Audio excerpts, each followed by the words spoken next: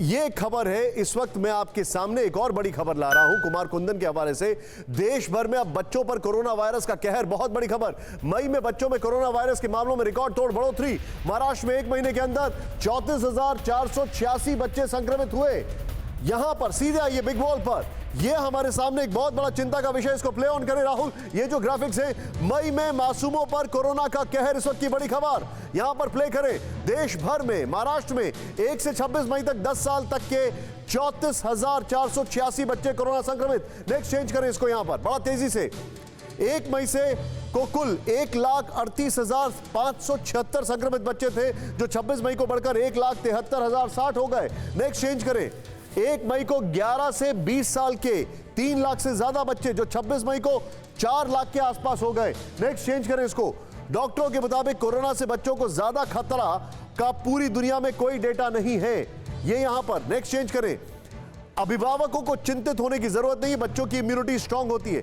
आप इस एजम्पशन पर नहीं जी सकते, मैं इसमें बिल्कुल नहीं जी सकता कि बच्चों की इम्यूनिटी स्ट्रांग होती है, इसलिए छोड़ दीजिए। कुमार कुंदन के पास आइए सीधे इस ग्राफिक्स के साथ। कुमार कुंदन, मैं आपसे एक चीज जानना चाहता हूं। यह पूरी दुनिया का डेटा है और उसके बाद मैं डॉक्टर अंशुमन से भी पूछूंगा यह बात। पूरी दुनिया का डेटा कह रहा है कि सेकेंडरी स्कूल के बच्चे ज्यादा वनरेबल हैं, उनकी वैक्सीन तैयार नहीं है। हमारी सरकार इंतजार कर रही है कि भैया कब करेंगे 12th के एग्जाम। जिंदगी का एग्जाम पास करना ज्यादा जरूरी है या बोर्ड का? देखिए निशांत, इसके मैं दूसरे पहलू को ले जाता हूं। आपको याद होगा जब डबल वेरिएंट आया था तो सब यही कह रहे थे कि इन्फेक्शियस ज़्यादा है, खतरनाक नहीं है। लेकिन हुआ क्या, जिनको पहले से कोई कोमॉर्बिडिटीज थी या सीनियर लोग थे, वो उनको हम नहीं बचा पाए किसी भी तरीके से। अब मैं दूसरे सवाल पे आ रहा हूँ, जो बच्चों की बात हो रही है। बच्चों के बारे में कहा जा रहा है कि माइल्ड इन्फेक्शन होगा और ठीक हो जाएगा। लेकिन ऐसे बच्चे जिनको पहले से कोई बीमारी है, हमारे देश में कई सारे ऐसे बच्चे हैं जिनमें कोमॉर्बिडिटीज़ हैं, उनके लिए तो ये जानलेवा होगा। दिल्ली की बात करें तो दिल्ली का सेरो सर्वे कह रहा है कि 60% से ज़्यादा बच्चों में माइल्ड इन्फेक्शन देखा गया है। तो हम क्यों नहीं इस बात को समझ रहे हैं कि आने वाले दिनों में ये और ज़्यादा खतरनाक हो सकता है। ये अच्छी बात है कि माइल्ड इन्फेक्शन होकर निकल जाए, लेकिन बुरी बात तो ये भी है ना कि अगर जिन बच्चों में पहले से कोई बीमारी है उनके लिए तो फिर ये बहुत ही हानिकारक होगा।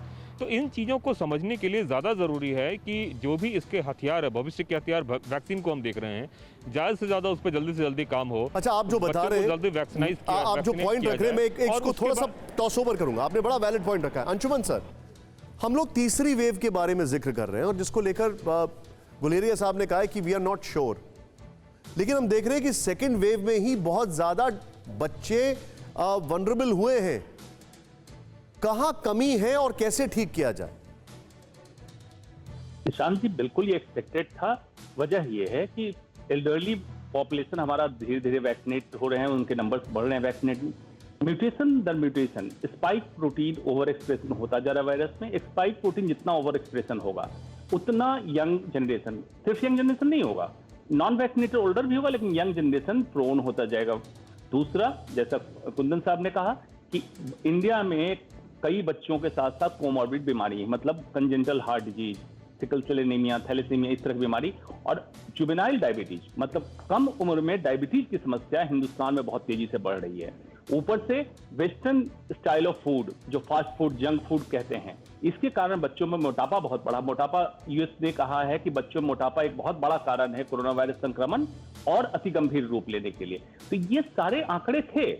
अब जो गवर्नमेंट एजेंसी वार्न करती, किस तरह से, जैसे आपको याद हो 6-7 साल पहले क्या होता था, हिंदुस्तान पे आतंकवादी हमला होने वाला है, समुद्र के रास्ते कोई आतंकवादी घुसेगा, तो 3 तरफ तो समुद्र है, किस तरफ घुसेगा, क्या उपाय है आपके पास रोकने का?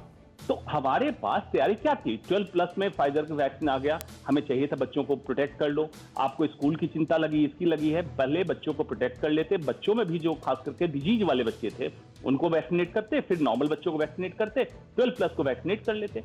तो हम तो विवादों में इतने उलझे हुए हैं, विमर्श करते नहीं है, सिर्फ विवाद करते हैं। मुझे ये नहीं समझ में आता मेडिकल में कब से राजनीति खत्म। सर, आपने जिक्र किया है विवादों का, एक अगला विवाद मैं आपके सामने ब्रेक कर रहा हूं। फिक्र आपकी, सोमवार से शुक्रवार रात 9 बजे सिर्फ TV9 भारतवर्ष पर।